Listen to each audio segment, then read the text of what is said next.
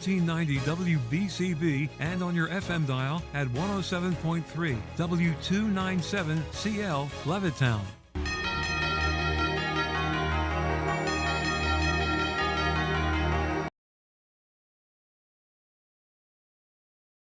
USA, a weekly recap of your Eagles and news around the NFL. Broadcasting live from Chickies and Pete's. Tonight's show is brought to you by Rob's Automotive and Collision, BCWSA, Chickies and Pete's, also Financial Services, Penn Community Bank, Independence Blue Cross, and SEPTA. We now go live to Chickies and Pete's for the Pro Football Report, presented by BC. Hosts, Eagles insider Dave Spadaro and Reese.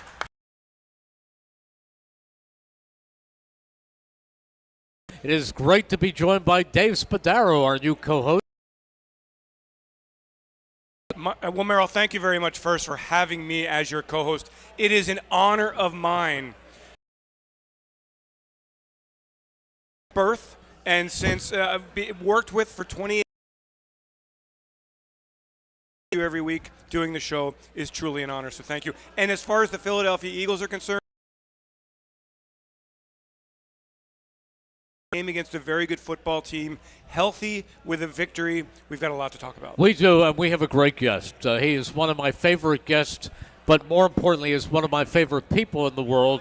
He has a football resume a mile long, going back to his days at Haverford School and Boston College and the New York Giants and the NFL Network and one of the draft gurus and the general manager of the Las Vegas Raiders, Mike Mayock. Mike, great to be with you. Thank you. Happy to be here. Well, when I was broadcasting the game the other night from wherever I was, you were at the link. I was right next to you, brother, and we didn't have a 10-hour ride home. You were at the link with our good friend Scott Graham, doing the game nationwide for Sirius XM. Yeah, and Scotty and I used to do the Eagles preseason games together. You did. So for us, it was a reunion, and he's a true pro, as you guys know, and I love working with Scotty.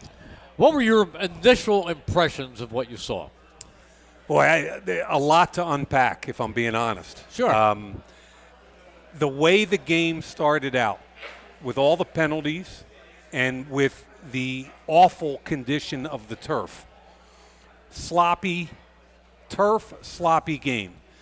But I think what was really intriguing to me from a football perspective was that as badly as the Eagles started, the first two possessions, interception, fumble, both inside their own red zone, and they hold Green Bay to 2 field goals for a 6-0 game, right?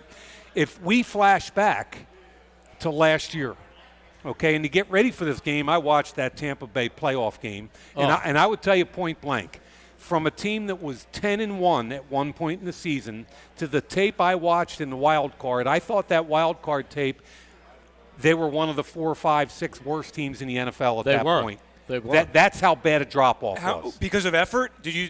Was it noticeable when you watched a lack of effort at the end of last season? Well, I don't want to say lack of effort, but I'll tell you something that often goes hand in hand with that is missed tackles and missed assignments, and there were a lot of them.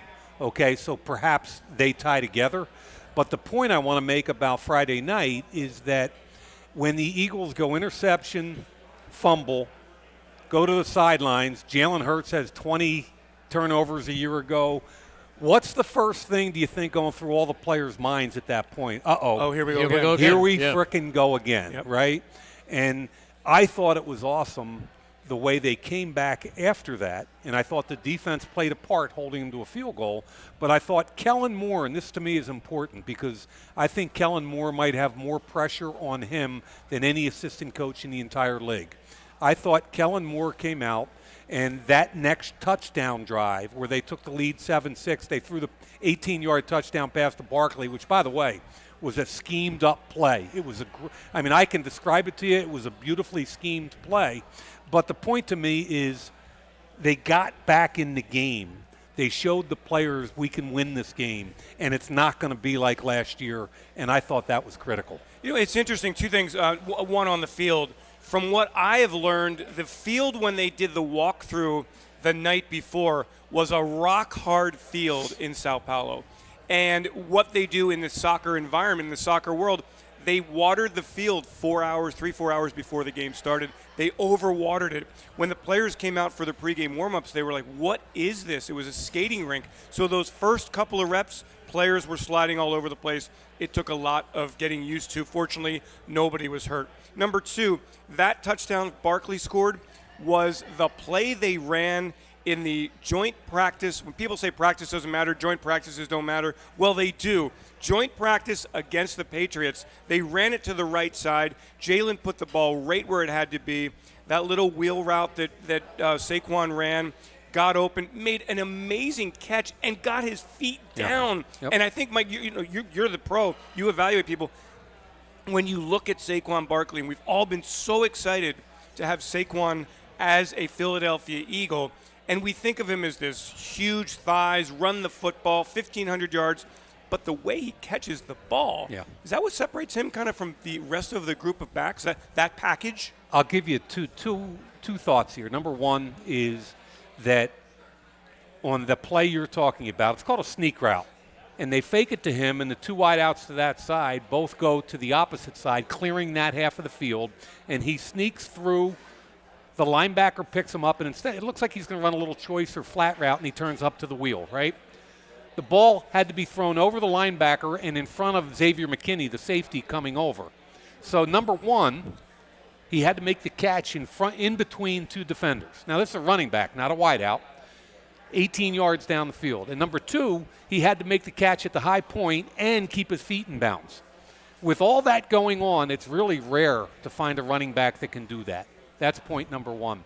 Point number two in the run game is most running backs either like to dot the I, like I drafted Josh Jacobs. He's best when he's 7 yards deep and downhill, right? Other backs are best when they're side saddle and a gun to the quarterback. I think what separates Saquon is he can do it all. He can be 7 yards deep and downhill between the tackles. He can be side saddle. He can be in the pistol. He can be in the slot. He can be out wide. And if you utilize him correctly on a good football team and he stays healthy, he could have a monster year. Now, Mike, you talked about last year looking at them in the Tampa Bay game. Yep. When I looked at, I never put the W's and L's down when the schedule comes out because you don't know who's going to be available for each game. Right. But the one thing I felt that was going to define last season were the back-to-back weeks on a Monday night in Kansas City and a Sunday at home against Buffalo. And they came from behind, and Jalen outplayed he outplayed Patrick Mahomes, and they beat the Chiefs in Kansas City on the Monday night. And they came from behind, and they beat the Bills in the rain. And I can still remember Jalen Hurts on the quarterback keeper up the middle to win the game in overtime. And I said, this team is going places. They were 10-1. But San Francisco came in and dismantled them. And I thought what happened then was the 49ers put out a template of how to beat the Eagles and how to blitz them to death. I think that's part of it for sure. And if you watch the last 4, 5, 6 games of their season, every team blitzed the Eagles right out of the stadium. And the Eagles unfortunately, they didn't have any answers. So I try to tell people on the blitz package stuff, it's not just on the quarterback. Like everybody's trying to kill Jalen Hurts. Yeah. I'm going to tell you right now, it's an 11-man team concept. And if your wideout doesn't understand there's a blitz and he's got a hot route, you're in trouble. If your offensive line is turning to the left and somebody's coming from the right because they out-schemed you, again, there is nothing you can do about that except get the ball out of your hands. So what I saw at the end of the year was an offense ill-prepared on all levels to deal with blitz packages. And so according to Next Gen Stats, Jalen on Friday night, 6 of 7, 91 yards, and a touchdown against the blitz. So what does that say to you, Mike, in terms of the way that Jalen was prepared for the blitz? I said during the radio telecast the other night I was really surprised that Green Bay was not blitzing more given the way the season ended up. But then when I watched the tape today, I was kind of like, well, there's a reason they're not blitzing more, and that's because the first 3 times they blitzed, Jalen got the ball out of his hands. One of them was 3rd and 8, I believe it was, to A.J. Brown on the sidelines, and he got rocked by Keyshawn Nixon, the nickel, coming from unblocked, untouched, but the ball got out. He got racked. A.J. catches it, makes the corner miss, and goes for 20 yards. So when you have answers for blitz packages, it gets defenses out of those packages. Is that so? And it makes them more vanilla. So it's when you said that Kellen has so much pressure on him. What I immediately thought, well, how much pressure do you really have when you're working with Saquon and Jalen and AJ and Devontae? No, but I mean, but I'm going to tell you as a former GM how people think in the building. Okay, so you guys tell me. I mean, what was Nick's status at the end of last year? Tenuous. Thank you. What did he do with his 2 coordinators? Change them. Okay. Is Nick's status still tenuous? I would say it's as tenuous as it always. I mean, no, I think every head coach's coach job, is tenuous, other than a Belichick in his prime, is tenuous. Well, no, let's be really honest. I mean, Nick, his record is as good as anybody's. So yeah. on one hand, as a coach's son, I go, it's crazy that it's even tenuous. On the other hand, you guys just said at the end of last season it was tenuous, right? So we're only one game. Well, because of the way the season fell apart. Exactly. But here we are 1 week into it. My comment that I just made to you, when they hired Kellen Moore, basically what has to be in Kellen Moore's head and all their heads is it's up to you to get Jalen Hurts and this entire offense back to the 2022 season. And if you don't, there's a good chance we're all getting fired. Yeah. Well, that's pressure. Did you in your role, any of your roles as a college expert in the draft or as a general manager, did you get to know Kellen Moore at all? I don't know Kellen as well as the funny thing is I scouted him. Yeah, when he's That's how old you and I. He was 50-3 as a starting quarterback. I know he was. That nobody's ever done that ever. He's the winningest college quarterback ever. He's a little lefty that couldn't throw it from here to that screen. Is that right? Oh, he had no arm, but he knew when, where, and how to get the ball out. He anticipated better than anybody, and that's why he's such a good coach. I wish I knew him better, but our paths have not crossed a whole lot over that period of time. Were you impressed with the design of the offense, with the answers that the Eagles had to what Green Bay did? Yeah, I thought they manufactured 3 plays that changed the game. The first one was the sneak route we just talked about, right? The second one was the deep pass to A.J. Brown for the 67-yard touchdown. Again, that was a double move. Yep. Okay, double move. And the third one was a pump bubble where they fake the bubble screen and Devontae Smith fakes like he's going to block and sneaks out on a wheel route, and he caught it for 25 yards, and it set up the second touchdown. Those 3 plays are scheme plays. They're not normal just drop back read progressions. They're set up specifically to attack a person on the defense for a reason. And he went 3 for 3 on those schematic plays, 2 of them for touchdowns, and I thought that was outstanding. Mike Mayock is our guest here at Chickies and Pete's in Malvern. Mike, I've heard people say that Jalen Hurts can't run the way he did 2 years ago, that he's not as quick as he was 2 years ago. How much truth is there in that? I thought he was very quick when I watched him at training camp. How much is it that people are playing more for him to run? Yeah, I don't believe that physically he's deteriorated. I think last year he was beat up a little bit. He looked different last year. I thought he looked fine the other night, but keep this in mind, and I take way too many notes when I watch tape, but he had, by my count, 6 planned quarterback runs the other night, and he gained 9 yards. Okay, and what that tells me is not anything about Jalen Hurts, but Green Bay did a great job staying disciplined and making sure he was accounted for every snap. He did make a couple good runs, scramble-wise, late in the game to keep that last drive alive. Well, the one especially where he was stopped about 2 yards short, he ran through the tackle. And that was Isaiah McDuffie, a linebacker. Yeah. So I think you got to be a little bit judicious in how you use him and how he runs, just like Lamar Jackson. You want him to play 17 games at a healthy level. Do you believe defenses, as I believe last year, their first priority was coming in and taking Jalen out of the run game? Do you think that is what the strategy is? for defenses? I think you have to. In 2022, Yeah. that was a huge component of the Eagles' run game, was the planned quarterback run. And by the way, as a former defensive player, a quarterback that can run on a plan, it creates an extra gap, which means you have one extra blocker in that scheme. So you really got to be prepared. All right, we're going to take a break. We'll be back with Dave and with Mike Mayock right after this. Hi, it's Pete from Chicky and Pete's. The summer of shellfish is back. Indulge in our sweet and spicy sticky lobster tails with cilantro and lime. Enjoy Chicky and Pete's chilled crab tacos bursting with snowy white lump crab meat. Treat yourself to our mouth-watering seafood boil with crab legs, shrimp, clams, mussels, and more.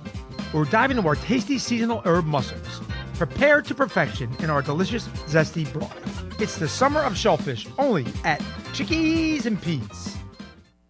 At Penn Community Bank, we're not just your bankers, we're your neighbors. That comes in handy when you're purchasing your first place, refinancing an existing mortgage, buying a second home or investment property, or looking to tap into your home's equity. Whatever your situation, we pair the latest products, services, and technology that you need with the experienced banking professionals you want. Visit penncommunitybank.com or stop by your local branch to find out how we can make your family's growth personal. Penn Community Bank. Here we are and here we grow. Member FDIC, Equal Housing Lender. A flawless occasion begins at the Capitol Grill. From the moment you step into the Capitol Grill, located in the heart of Center City, the experience is one of comfortable elegance. Whether you're looking to host a private affair, a perfect lunch stop, or dinner destination, start your occasion at the Capitol Grill today.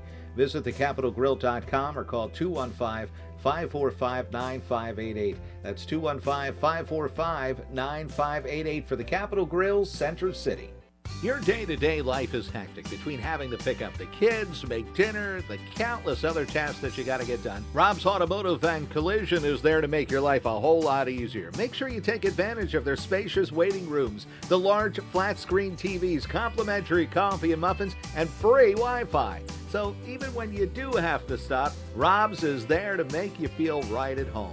Give Rob's a call today at 215-826-9200 for any of your auto repair needs. Planning to go to the game? Give LimoToday.com a call. You'll get to the game and back safely and in style. Why worry about the traffic and parking when you can relax and let LimoToday.com do the driving for you and your friends? And if you book a 5-hour trip with LimoToday.com, you'll get the 6-hour free. From sedans to minibuses to vans and stretch limos, let LimoToday.com get you to the game. Give them a call at 1-866-LIMO-TODAY. That's 1-866-LIMO today. This is Tommy Green from the 1993 National League champion Phillies. And here's the pitch. BCWSA water and sewer customers, you have a new and improved option to pay your bill that's convenient, reliable, and secure. Powered by Invoice Cloud, you can pay your bill 24/7 online, pay by text or phone, or sign up for AutoPay to avoid fees for late or missed payments. Visit bcwsa.net to sign up or for more info. That's bcwsa.net. BCWSA, proven. Ventresca Limited, the Delaware Valley men's store, is located in historic Doylestown. For casual clothing in denim to business suits and tuxedos, Ventresca Limited has a large selection you have to see to believe. The experienced and knowledgeable sales staff can show you the many brand labels that have made Ventresca Limited in Doylestown a must for men concerned about their image. Select from Canali, Brax Jeans, Hickey Freeman, Johnson Murphy Footwear, and much more. Custom alterations are free. Visit Ventresca Limited on the web at ventresca.com. We now return to Chickies and Pete's for the Pro Football Report presented by BCWSA. Once again, here are your hosts, Eagles insider Dave Spadaro and voice of the Philadelphia Eagles, Merrill Reese. And here we are, brought to you by BCWSA. It is time now for this week's injury review, brought to you by the attorneys at Begley, Carlin, and Mandio. Contact Begley, Carlin, and Mandio today for a free consultation at 215-806-3689. That's 215-806-3689. Dave, I think they came out of that game pretty clean, huh?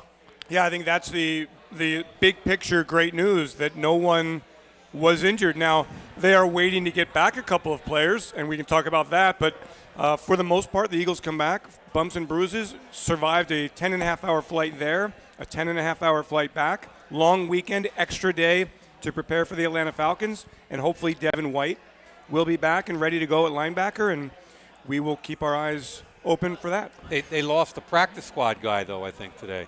And a lot of people don't care about that stuff, but when you're a GM, you do.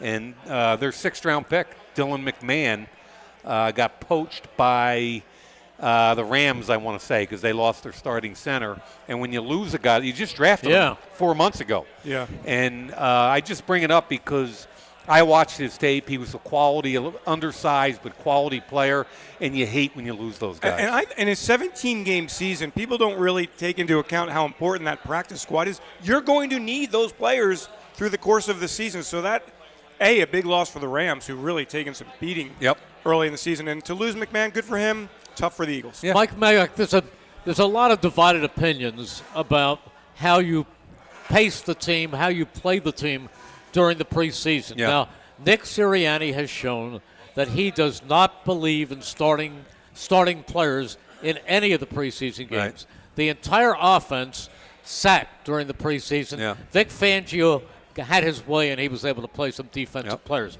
But Nick is obviously against it. Yeah. What is your theory on that?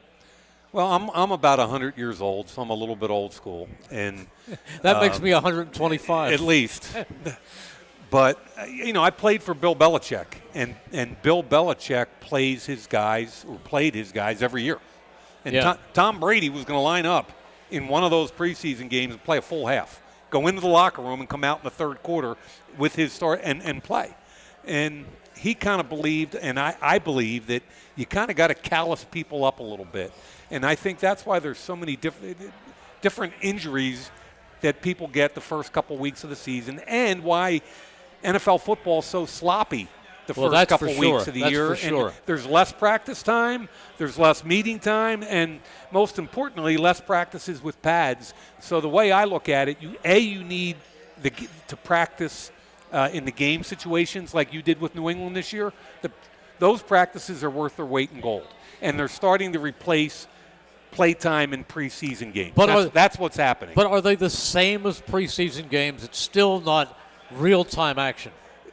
The way I looked at it when I was a GM and Gruden and I had the Raiders was I wanted to play as many of those as we could because it guaranteed that your quarterback would not get hurt, yet your first team would get multiple reps against a different scheme when you weren't tackling to the ground. So you kind of got the best.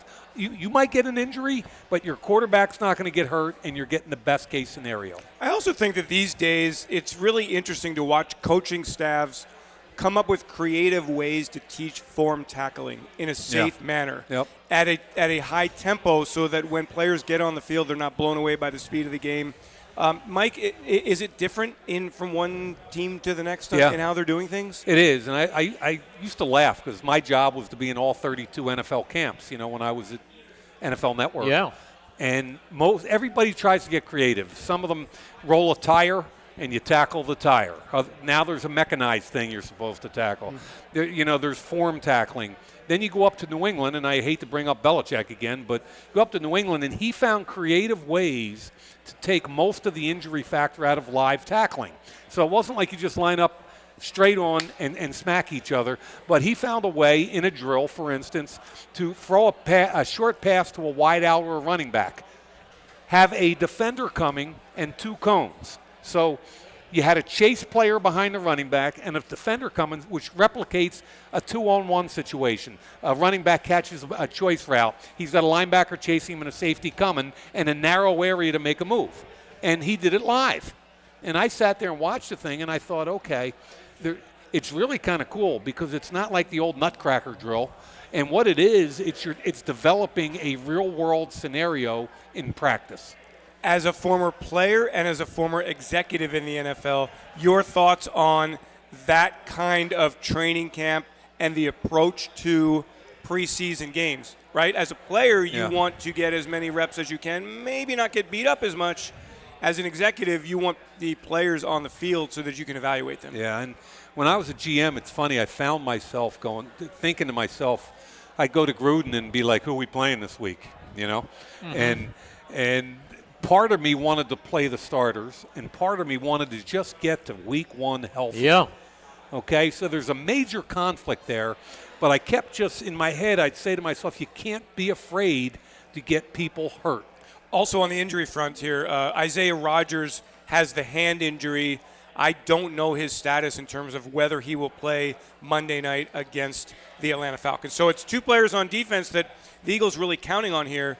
Devin White at linebacker, Isaiah Rodgers at cornerback. But the thing is, when you watch the Eagles in this game, after that first couple of series, there was a lot of missed tackles, a lot of sloppy tackling. They gashed the Eagles on runs, and the tackling was poor. And I saw it all over the league this weekend. Poor tackling. And I think that has got to be a product of very little tackling in camp. It's part of it. I had this conversation a month ago with Bill Polian, and he and I both think the same thing. It's a lack of practice. It's a lack of contact.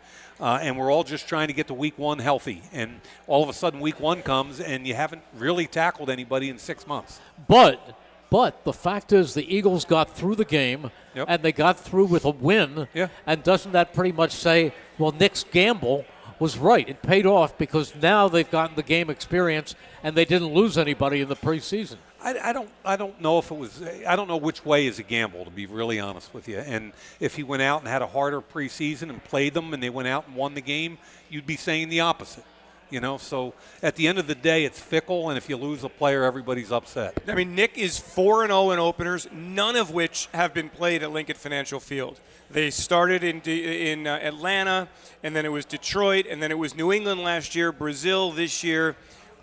We've talked about this so much, Merrill, because I know you've been an advocate for playing the offense at least a series or two. A series here, a quarter there, just to get the rhythm. You could see when you're losing center snaps, you see that's a product of that. Yeah, and you cannot win. I mean, they were -2 in turnover differential and won a football game. What is the statistic on that? Do you know this specific number? Yeah, it's awful. It's like 90% or something. It's an awful number. Yeah. And it could have been -4 because they dropped 2 interceptions. Okay. Of course, the Eagles dropped a couple too. There was one in the hands. One in the hands in the flat that could have been a touchdown for sure by Nakobe Dean. Yeah. But Keyshawn Nixon dropped one in the flat. It was a pick 6 also. Yeah, sure.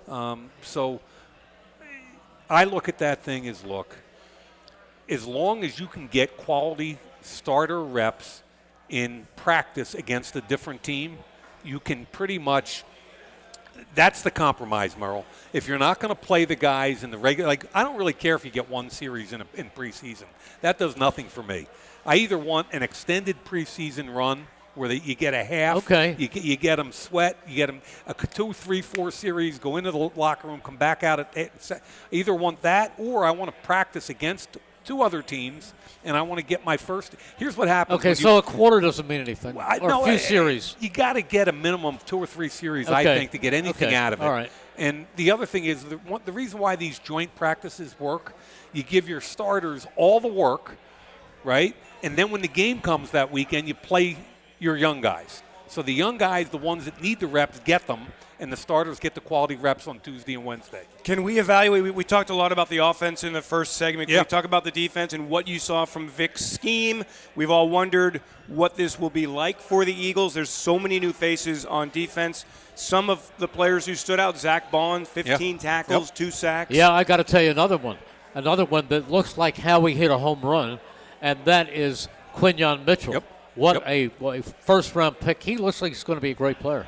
Well, from the day he walked in your building, it looked like he belonged. Yeah. And it didn't change on the tape. He had a DPI. He played a little bit loose so he wouldn't get beat deep a couple times. They caught some routes in front of him, but that's little stuff. Bottom line is he's going to be a really good football player for a long time. Yeah. Zach Bond, when he played at Wisconsin, played both off the ball and edge, played more edge at New Orleans. I'll tell you, the tape was fun to watch. You want to talk about downhill, tough, instinctive football player. That's another find, Zach Bond. Did that surprise you that they picked him up without realizing that he was going to have that kind of an impact? Oh, I don't know about that, Merrill. They really liked him. Yeah, you think they liked him and thought he was going to be a starter? Well, so yes, I do, actually. And I think what's interesting, and Mike, speak to this, please. To me, that is a great example of a system that works. Your personnel department writes up a report on Zach Bond, who played on the outside at New Orleans. They talk to Vic. They say, hey, where does this guy's skill set fit in your defense? Yep. Now he's playing inside linebacker, and he looks right at home. Right? That's a great example of a system working. And I'm guessing there were some scouts that said, hey, this guy's played off the ball before. You know, how does he fit? And you go to your defense coordinator, and Vic is great at that. I mean, I love Vic. Vic not only is great scheme-wise, but he knows how to fit players to his scheme. So Zach Bond, for sure, breakout day. It was fun to watch. All right, we'll take another break, and then we'll be right back at Chickies and Pete's in Malvern. Hi, it's Pete from Chickie and Pete's. It's summertime, the perfect time to relax and enjoy one of our handcrafted signature summer cocktails. They're bursting with fruit flavor. Try our blackberry gin fizz, blueberry blitz, spicy watermelon margarita, peach Cosmo, strawberry Aperol spritz, beach cruiser, or Patriot punch. Sip, savor, and enjoy. Delectable summer cocktails only from Chickies and Pete's. A flawless occasion begins at the Capitol Grill. From the moment you step into the Capitol Grill, located in the heart of Center City, the experience is one of comfortable elegance. Whether you're looking to host a private affair, a perfect lunch stop, or dinner destination, start your occasion at the Capitol Grill today. Visit thecapitolgrill.com or call 215-545-9588. That's 215-545-9588 for the Capitol Grill, Center City. Your day-to-day life is hectic between having to pick up the kids, make dinner, the countless other tasks that you got to get done. Rob's Automotive and Collision is there to make your life a whole lot easier. Make sure you take advantage of their spacious waiting rooms, the large flat-screen TVs, complimentary coffee and muffins, and free Wi-Fi. So even when you do have to stop, Rob's is there to make you feel right at home. Give Rob's a call today at 215-826-9200 for any of your auto repair needs. When an Eagles player gets hurt, the team takes care of him. When you get hurt, the attorneys at Begley, Carlin, and Mandio will take care of you. They understand that a severe accident can be a life-altering event. You need a reliable teammate to fight for you. The attorneys at Begley, Carlin, and Mandio will get you great results. And if there's no recovery, there's no fee. Contact them today at 215-750-0110 for a free consultation.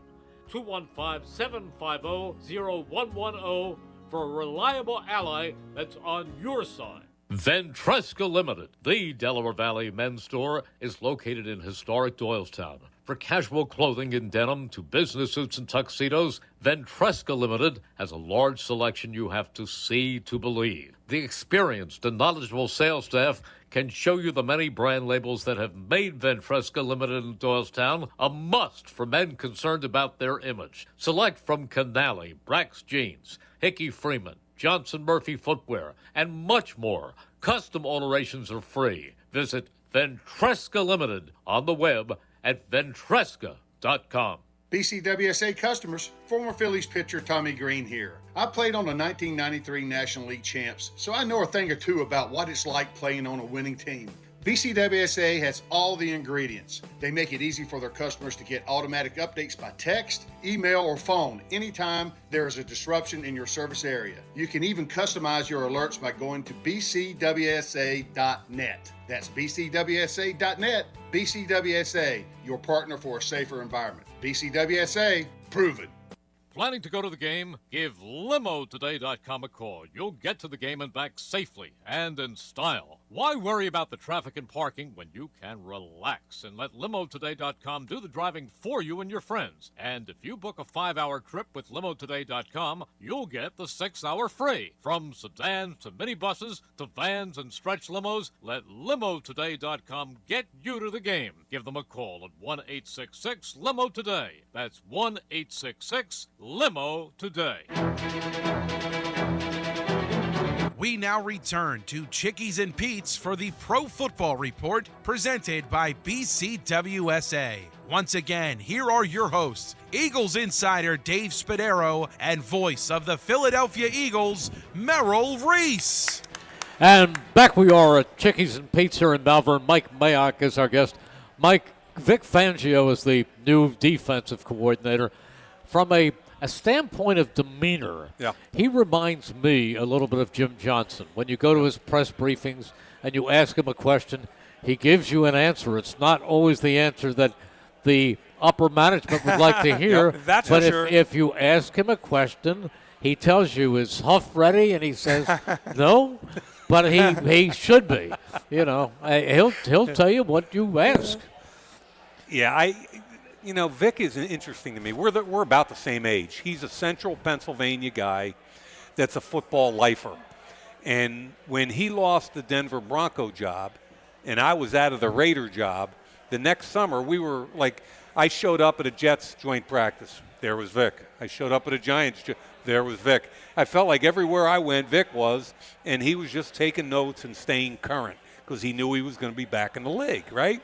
And this is a football guy that, to your point, doesn't really care about what, quote, upper management says, what the media say.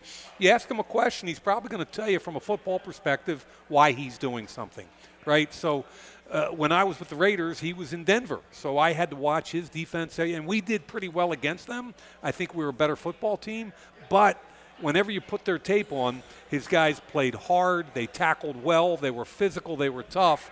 And those are common denominators he takes everywhere he goes. What do Eagles fans need to know about the scheme? What can they expect?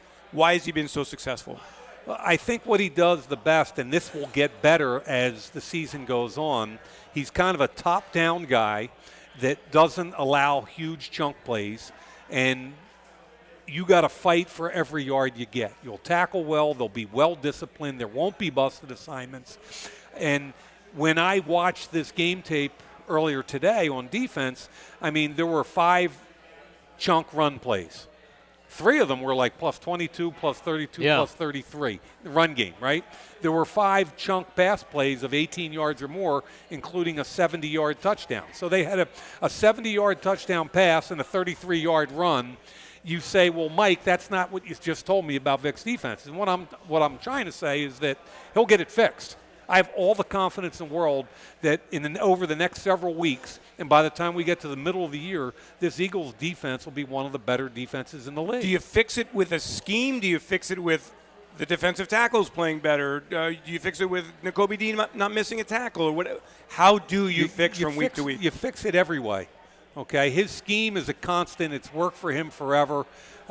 He doesn't show a whole lot pre-snap. His guy, and it makes it difficult on the opposing quarterback to get a pre-snap read. They're really disciplined, so they're disguise-based. They don't allow big plays. They tackle well. To answer your question specifically, Dave, I mean, if you look at the back 7 that lined up against Tampa Bay in the wild card game, the only constant to the other night was Darius Slay. Okay? So they had 1 returning starter on the back end. Got a couple guys back from injury, new linebackers, first-round pick at corner. We haven't seen much of the second-round pick, which you will, trust me. So what he's doing – Cooper DeJean. Yeah. So what I'm saying is over the next several weeks, he's going to find out who fits where. Like one of my big questions is who's playing nickel, because I didn't think Maddox played really well the other night. I thought he struggled. He was kind of a weak link on the back end. And are they going to try and get Cooper DeJean ready to play? Because I don't think they want to kick Quinyon Mitchell both outside and inside. That's hard for a rookie to have to wear 2 different hats, both outside corner and nickel. So what are they going to do back there? Who's their nickel? Do they keep Blankenship and C.J. Gardner static as safety? So Vic is going to get it fixed over the next several weeks from a personnel perspective. It'll match up to his scheme. They'll tackle much better, and they won't give up the big plays. Mike, let me ask you something. Is there reason for concern on the part of Eagles fans about Jordan Davis? Because this is his 3rd year, and he has had moments, but we haven't really seen what we expected from a first-round star for a national championship team. Look, it comes down to one word with him, okay? And you can either say that one word is fat or you can say it's conditioning. I don't care which way you put it. When he's in shape, he's really good. And when he's fat, he's not. And the more snaps so take a step back. His second to last year at the University of Georgia, he was fat. and he was just a guy. I watched his tape. He was just a guy. He was not a first-round pick. The next year, he lost at least 30 pounds, which probably put him in the 330 range, okay? And he was a dominant nose tackle in college football, and that's why they drafted him. So, David, before you jump in, and the bottom line is they have to keep both those tackles, all of their defensive tackles, in shape, in condition. I mean, Jalen Carter played over 70% of the snaps the other day. He was tired. Did he play well? He played. Here's what's happening, though. People already know how talented he is. Whenever it was a four-man rush look, basically they turned their protection right to him, and he got double-teamed. So if you're playing 60 snaps and getting double-teamed on most of them, it wears on a 300-pounder.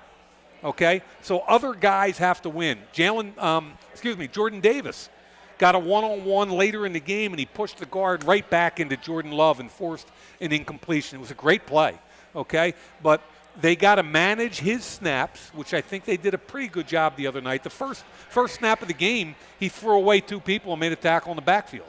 Like quick, tough, but he's got to keep his weight down, and this is part of the defensive coordinator and defensive line coach, right? You got to keep him in shape. Can I try to do what I've done my entire career and spin it in a favorable Eagles light and see if it has any validity, guys? Have fun. Okay? And you tell me, Mike, you watched the game film, you know what you're watching.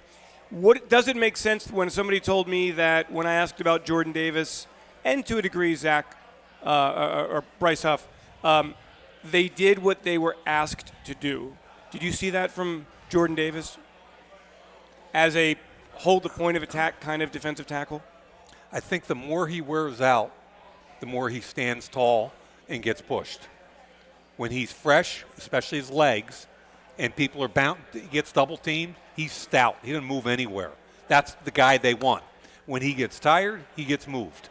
Okay? So to me, it's simple. He's got to get in shape and stay in shape. It's about nutrition and weight. This is the first year that Nakobe Dean has been healthy. Is he the answer at his linebacker spot? He could be. Now, early in the game, I thought he flashed in a positive fashion, especially against zone read concepts where he could, in the SEC, where he comes from, Georgia, there's a lot of combination blocks and zone scheme. He recognized it. He came downhill. He made tackles. When they started to get into some of the gap scheme where you're pulling people, his process took longer, and he got covered up more often. So to answer your question, I think he can be a off-the-ball starting inside linebacker in the NFL. Does he run well enough ultimately to be a Pro Bowler? I don't think so. But I think he can be a stout off-the-ball linebacker. And then there's one other player who has, in his second year now, first-round pick last year. Is Nolan Smith making progress? It's funny because some of the notes I have, I have 0 and 3. As two guys that I didn't really think. That's Huff and Smith. Huff and Smith. I didn't think they showed up real well the other night. And you need them to show up, obviously, in the pass game because that's what they're best at, right? But also in the run game. And they were at fault a little bit in the run game for not being able to squeeze. Tight ends are kicking them out and pushing them. It all works together. It's 11 guys. And just because you're an undersized edge rusher, you still got to stop the run. What did the Eagles do well in the red zone in those two early possessions that kept Green Bay out of the end zone? Really, really good matchup defense. It's almost like a basketball matchup defense and matchup zone. And they match people extremely well. They'll redirect people at the line of scrimmage. That wideout goes inside, then the linebacker safety picks them up. Certain teams do, like Cleveland does a good job in the red zone. Certain teams do a great job effectively setting up a picket fence and having a great feel for when receivers enter and leave their territories. Interesting. Very, very interesting. Well, I think the offense is going to get a big boost from a guy who played very little or did very little in this first game because he's only been here a week. I like Jahan Dotson. I think when you're going to get a lot of attention on the starting outside guys, Jahan Dotson's going to get his chances, and I think he's a great tracker of the football. I'm happy you asked me about the wideouts because before I get into that, I want to tell you how much I'm impressed with and how much I have like a man crush on Devontae Smith.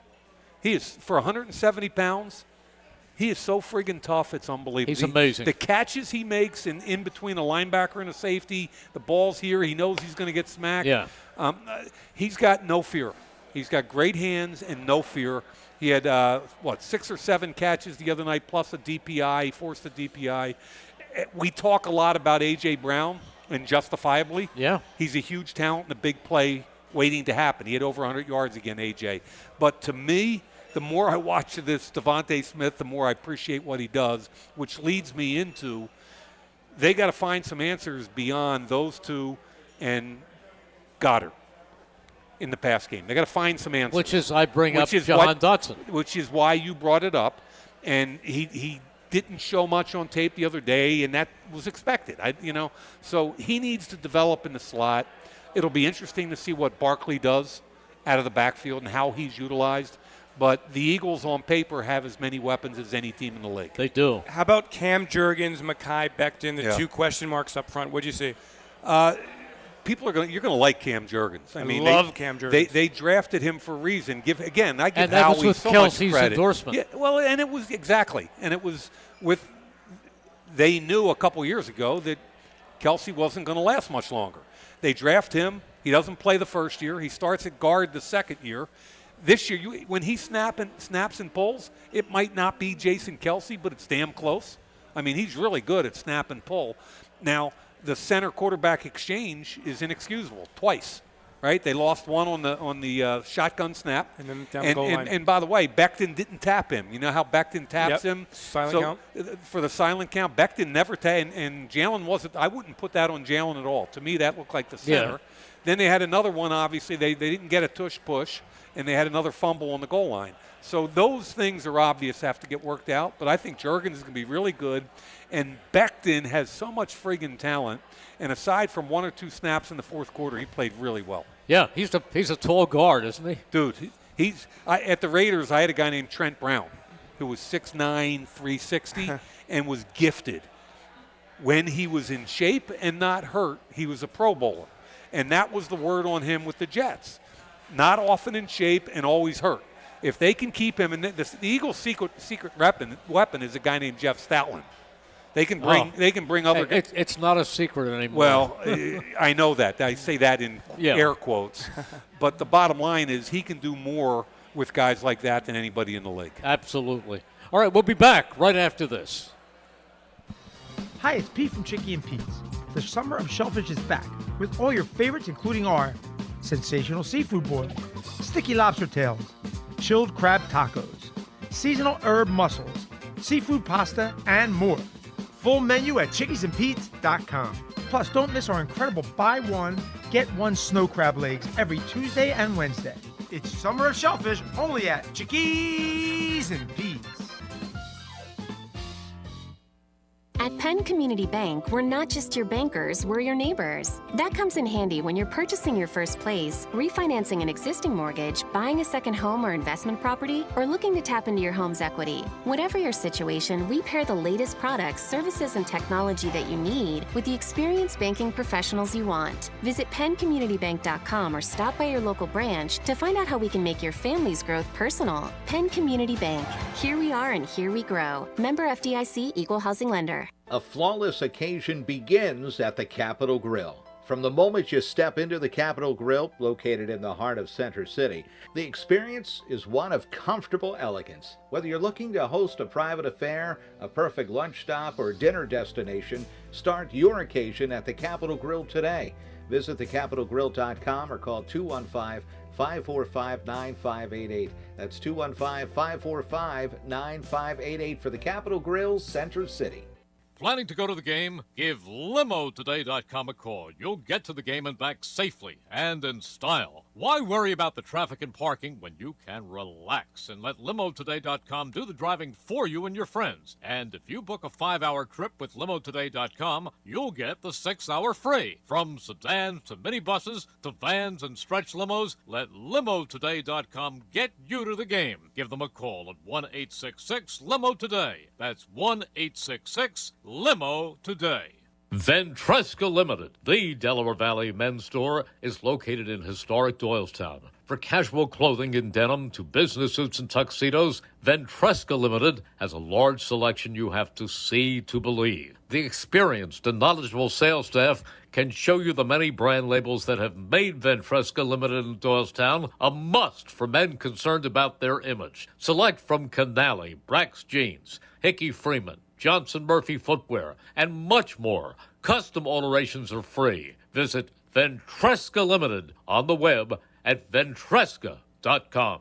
This is Tommy Green from the 1993 National League champion Phillies. And here's the pitch. BCWSA water and sewer customers, you have a new and improved option to pay your bill that's convenient, reliable, and secure. Powered by Invoice Cloud, you can pay your bill 24/7 online, pay by text or phone, or sign up for AutoPay to avoid fees for late or missed payments. Visit bcwsa.net to sign up or for more info. That's bcwsa.net. BCWSA, proven. We now return to Chickies and Pete's for the Pro Football Report presented by BCWSA. Once again, here are your hosts, Eagles insider Dave Spadaro and voice of the Philadelphia Eagles, Merrill Reese. So here we are with this week's Penworth Financial Keys to the Game. The key to your financial future is Penworth Financial. Call them today at 267-997-4503 or visit penworth.com. Dave, you and I could split up the keys to the game, but we have Mike Mayock here. I know. Why would we pretend? Why would we pretend? All right, Mike, give us the keys to an Eagles win over the Atlanta Falcons Monday night. Wow. Offensively, you've got to clean up some of the issues from last week. The center quarterback exchange, and the big thing to me, and I don't care who the opponent is, the big thing are the turnovers. Jalen Hurts has got to clean it up. He can't be another 20 turnover a year guy. That's point number one. Point number two, keep running the football. You've got one of the best offensive lines in football. You now have one of the best running backs in football. In a diverse way, run the football. I don't care if you spread the field to run it, but run the football. And number three, let's get Jahan Dotson involved, okay? Because ultimately over 17 weeks you're going to need him. On defense, it's easy. The chunk plays have to disappear. And when you're playing against Kirk Cousins, he's not very mobile. He's not going to get out of the pocket. You can tee off and get after him. You can't let Kyle Pitts or Drake London beat you in the pass game, and you can't let him run the football consistently. Those are the keys to the game. How is for the Eagles fans who don't know Bijan Robinson, I know that last year there was a lot of hype about him prior to the draft. Number 7. How good is he? How dangerous is he as a multiple threat? Totally legit. I thought he and the kid that Detroit picked, the kid from running Alabama. back from Bama, I thought they were both special and both worthy of being first-round picks. And in today's running back world, you got to be really good to go in the first round, which means you're not just a running back. You got to catch the ball and you got to pass protect. I'm sorry, Merrill. Go ahead. You talked about pressure on Kellen Moore, and you explained it very well. What about in Atlanta, where they went out and they signed Kirk Cousins to a $180 million contract, and then they draft Michael Penix in round 1? What does that do to the dynamic front office, coaching staff, locker room? So most people were negative about that in the media. I love Michael Penix. Well, I thought the draft pick of Penix was brilliant, and here's why. Not only do I like the player, and I did his tape, but I also like the most important position in all of pro sports is quarterback in the NFL. Very few teams are intentional about making sure they have quarterbacks, backup quarterbacks, and a plan for the future. So when you sign Kirk Cousins, the guaranteed money, but made a big deal out of it, it's really 2 years of guaranteed money. In that 2-year period, you can develop Michael Penix, hopefully get 2 good playoff years out of Kirk Cousins, and then you've been intentional about the most important position in sports. In year 3, he rolls right into the starting position, and you keep going. So everybody in the locker room, get over it. You're thinking big picture, and as a former GM, I appreciated the move. Boy, I think Penix is one of the great deep passers to come out of college. I love his arm. Penix, I thought the 2 best deep passers of the quarterbacks last year were Penix and the kid from LSU, Jaden Daniels. Who's with Washington. Yeah, they both could drop it in a bucket anywhere. Yeah, they're very, very good. It's going to be fun. Yep. It is really going to be fun. You know what the crazy thing about Kirk Cousins is? Yeah. This is the third straight Eagles home opener where he is the starting quarterback. In prime time. In prime time. Yeah. Third straight. Kirk Cousins with the Vikings for 2 years and now with Atlanta. Is he 0-2? He is 0-2. He's The Eagles have beaten him twice. Well, let's see if he's 0-3. Let's hope All right, so. let's go down a couple of games. Just take a pick, just for the fun of it. All right, Dave, New Orleans at Dallas. Unfortunately, I'll have to go with Dallas. Okay. Mike? You're going to make me do this, huh? Sure. I feel like Nick Saban on the pregame Well, show. but there's no points involved. I None of that haven't stuff. watched their tape. How can I pick either team? Well, neither have I. I had no right, problem Dallas, picking it. Dallas. Okay. Dallas, okay. Yeah, but Dave, you don't I care. know. I really you don't have a knowledge base. All right. Here are the two guys in the East. The Giants and Washington. Who's worse? I think Washington's a better football team. I do too. And Yeah. I like their quarterback a lot. I have to go W also. WWW. Okay. All right. 49ers at Minnesota. San Francisco looked good last night, didn't they? Boy, they're good. Yeah. Short week on the road makes it more difficult. Minnesota's sneaky good on defense. Still, you got to take San Francisco. Okay. Jets at Tennessee. Do you think the Jets can be a 9-win team? Where's that game? At Tennessee. So the Jets open up back-to-back on the road, and it's at Tennessee. Tennessee didn't score a point in the second half. Short week. I'll take the Jets. Okay. I'm going Jets also. Okay, Oh, Jets, boy. Jets, Jets. Indianapolis at Green Bay. Now, the Packers are going to be playing with Malik Willis, yeah. Malik Yeah. Willis out of Yeah, Liberty. Out of Liberty. Wow. And it's Indy, right? And Yeah. Gus Bradley, the defense coordinator from Indy, is my former defense coordinator, who I have a ton of respect for. I'm just going to go with the Gus Bradley pick here with Indy. Yeah, I'm going with Shane Steichen.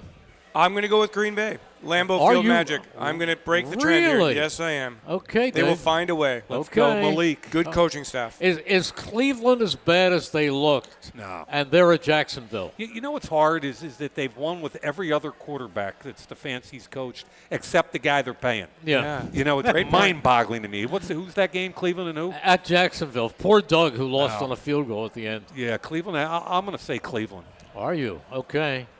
Dave. I'll go Jacksonville. Jacksonville for me. All right, Cincinnati, who had a horrible Yeah. opener Yep. at Kansas City. Do the Bengals go 0-2? Yes. Okay. Kansas City for me. Kansas City for me. And probably the best game of the afternoon is Tampa Bay at Detroit. I think Detroit. Throw a D for me, please.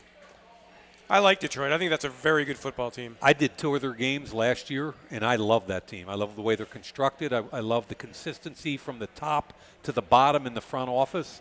They're physical. They're tough. And Do you like Dan Campbell? I love Dan Campbell. I love their GM, Brad Holmes. I mean, and they're connected at the hip, which is even more important, and I think they're going to win the football game. You know, I think that Baker Mayfield has played really well for Tampa Bay. I think he's grown up. I get a kick out of a former number 1 pick on his 4th team coming out and playing well. Yeah. Who will be the best quarterback of this rookie class of quarterbacks? The 2 highest grades I had, and I had identical grades, were on Caleb and Jaden. What did you see from Caleb? Did you watch Caleb's film? I didn't see the Bears win. I didn't see the tape today, but I saw the highlights. He didn't play particularly well. Defense played well. Special teams played well. He tried to do too much. You know, when the Eagles played the Patriots in the preseason, Drake May looked pretty good. Oh, he's legit. He's legit. I mean, if you look at the numbers of when you take quarterbacks in the first round and whether or not they become franchise quarterback, it's a crapshoot. It is. I still like Penix. But you know what? There's Bo Nix in Denver, and here's a guy with 16 years of college football behind him. He's almost as old as you. He is. He is. I mean, look at between him and Sean Clifford. Those 2 guys spent like a decade in college. We're out of time. I want to thank Mike Mayock Thank for you, Mike. not just being a guest, but being a superb guest and a great friend. Dave, you and I will be back next week. Yes. And we are at Chickies and Pete's at the Parks Casino. Awesome. So for Mike Mayock and Dave Spadaro and our producer, Chris Ermer, thank you, and our executive producer, George Forster, thank you so much for joining us, George Forster, PGA. This is Merrill. Good night, everyone. There you go, Merrill. You're listening to 1490 WBCB and on your FM dial at 107.3 W297CL Levittown. Phillies baseball on 1490 WBCB and 107.